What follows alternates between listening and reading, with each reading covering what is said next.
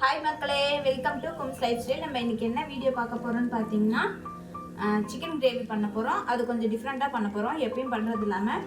முதல்ல ஒரு கடாயை வச்சுக்கலாம், அடுப்பு பற்ற வச்சுக்கலாம். கடாய் நல்லா சூடாகட்டும், அதுக்கப்புறமா பார்க்கலாம். இப்போ வந்து கடாய் இதாகிடுச்சு, எண்ணெய் கொஞ்சம் ஊற்றிக்கலாம்.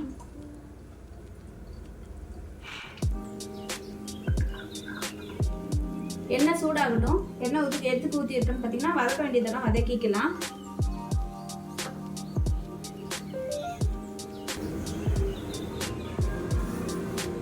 இப்போ என்னன்னு பார்த்தீங்கன்னா முதல்ல பட்டை போட்டுக்கலாம். பட்டை நல்லா பொரியட்டும். அதுக்கப்புறம் பார்த்தீங்கன்னா சோம்பு ஒரு ஸ்பூன் போட்டுக்கலாம்.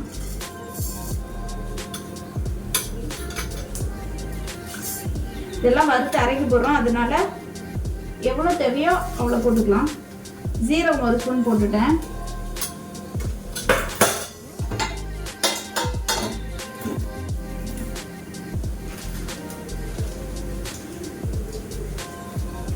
அதுக்கப்புறம் பார்த்தீங்கன்னா லவங்கம் ஒரு 5-6 லவங்கம் போட்டாச்சு.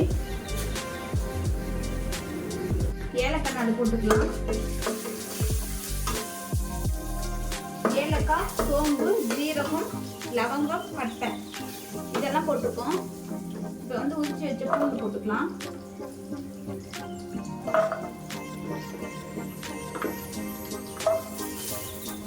பூண்டு எவ்வளோ தேவையோ அவ்வளோ போட்டுக்கோங்க.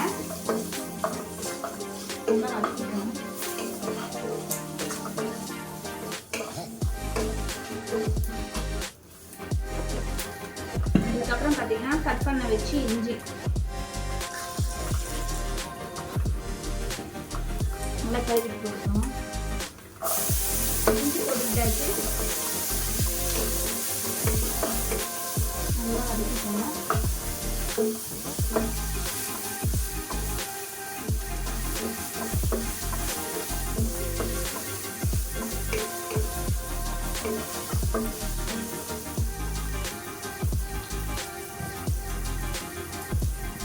அதுக்கப்புறம் பார்த்தீங்கன்னா நாங்கள் கட் பண்ணி வச்சு சின்ன வெங்காயம் இருக்குது, அது ஒரு 150 கிராம் வெங்காயம் வரும், அது போட்டுக்கலாம். ஏன் எண்ணெயில் வதக்கி போடுறோம்னா கொஞ்சம் நல்லா டேஸ்ட்டாக இருக்கும். நீங்கள் எப்பயுமே கட் பண்ணி வதக்கிறத விட நீங்கள் வதக்கி நல்லா அரைச்சிட்டு அந்த குழம்பு வச்சு பாருங்க, அது டேஸ்ட்டாக இருக்கும். வெங்காயம் நல்லா வதங்கணும், இன்னும் கொஞ்சம் எண்ணெய் விட்டுக்கலாம்.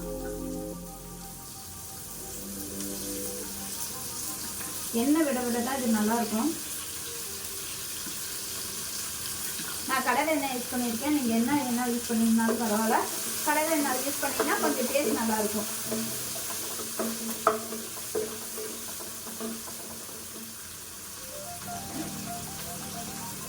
அதுக்கப்புறம் பார்த்தீங்கன்னா கட் பண்ண வச்ச தக்காளி போட்டுக்கலாம்.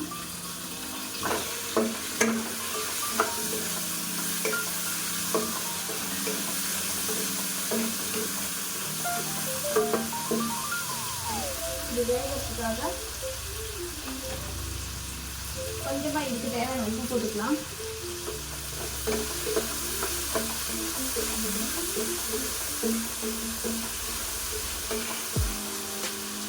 இது நல்ல எண்ணெயில் வேகட்டும், ஒரு 10 நிமிஷம் வச்சு பார்க்கலாம். ஹாய் மக்களே, இப்போ என்ன பண்ண போகிறோம்னு பார்த்தீங்கன்னா இந்த பக்கம் தக்காளி வெங்காயம்லாம் நல்லா வதங்கிடுச்சு. இதை அரைச்சி எடுத்துக்க போகிறோம். அதுக்கப்புறமா பார்த்தீங்கன்னா ஒரு கடாயில் பார்த்தீங்கன்னா சிக்கனை நல்லா கழுவி அது முழுகிற அளவுக்கு தண்ணி வச்சுருக்கோம். இதில் வந்து சிக்கன் நல்லா வேகணும், அதுக்காக கொஞ்சம் இந்த மஞ்சள் போட்டுக்கலாம். அதுக்கப்புறமா பார்த்தீங்கன்னா சிக்கனுக்கு தேவையான சால்ட் போட்டுக்கலாம். இப்போ இது நல்லா கொஞ்சம் வேகணும். இதுக்கு நடுவில் என்ன பண்ண போறோம்னு பார்த்தீங்கன்னா எண்ணெய் கொஞ்சம் இதில் விட போகிறோம்.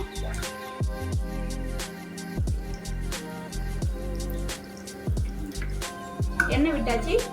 இது ஒரு 10 நிமிஷம் நல்லா இந்த சிக்கன் வேகட்டும். இப்போ வந்து இதை நல்லா அரைச்சி எடுத்துக்கலாம்.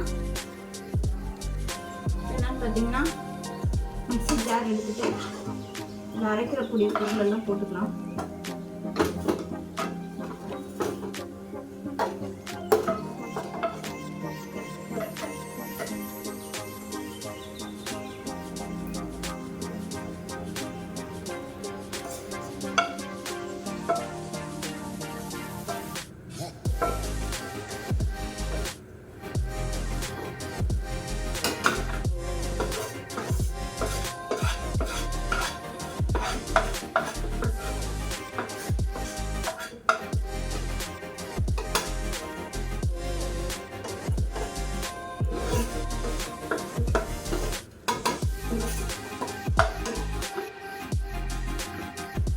பார்த்தீங்கன்னா கரைச்சி எடுத்துக்கலாம்.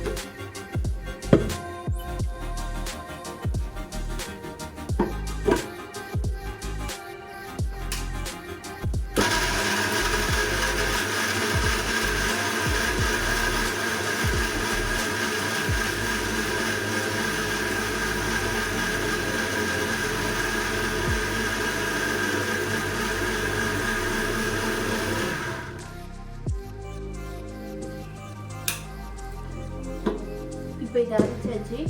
இப்போ கடாய் மறுபடியும் பற்ற வச்சுக்கலாம்.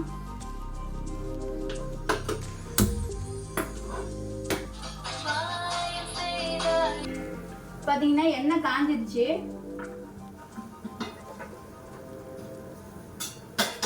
இப்போ கொஞ்சமாக கடுகு போட்டுக்கலாம். கடுகு நல்லா வெடிக்கட்டும்.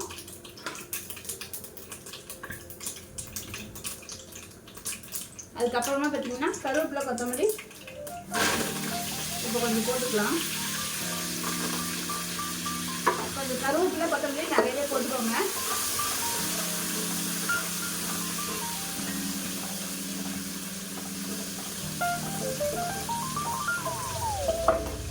இதுக்கப்புறமா பார்த்தீங்கன்னா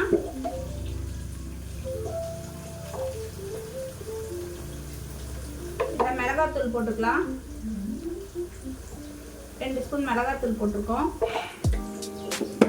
காரம் அவங்களுக்கு தகுந்த அளவுக்கு போட்டுக்கலாம். நல்லா கிளறி விட்டுக்கலாம்.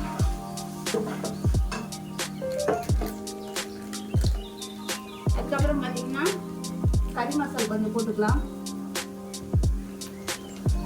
அதையும் நல்லா கிளறி விட்டுக்கலாம்.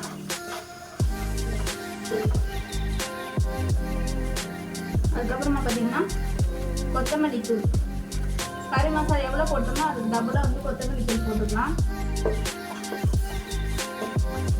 நல்லா வதக்கிக்கலாம். நல்லா அருமையாக வதக்கணும். இப்போ வந்து அரைச்சி வச்சுருக்க சாந்து போட்டுக்கலாம்.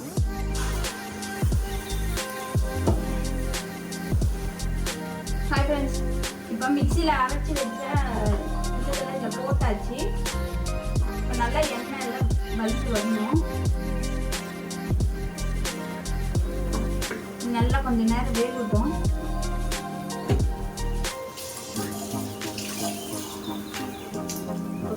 கொஞ்சம் தண்ணி ஊற்றிக்கலாம்.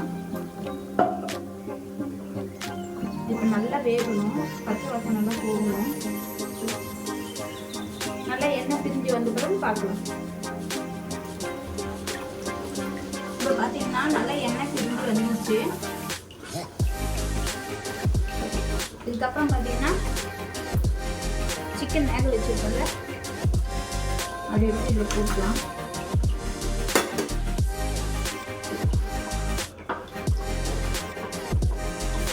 இப்போ இது நல்லா இதோட மிக்ஸ் ஆகி எண்ணெய் பிரிஞ்சு வந்ததும் இறக்கிடும்.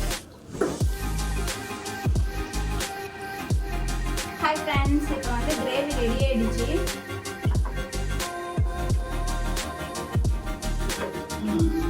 வாங்க பார்க்கலாம்.